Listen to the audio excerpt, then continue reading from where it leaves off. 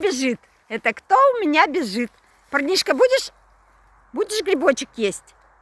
Не будешь? Ну на, возьми. Не хочешь. А кушать будешь? Давай попробуем. Давай попробуем поесть. Давай, вот молодец.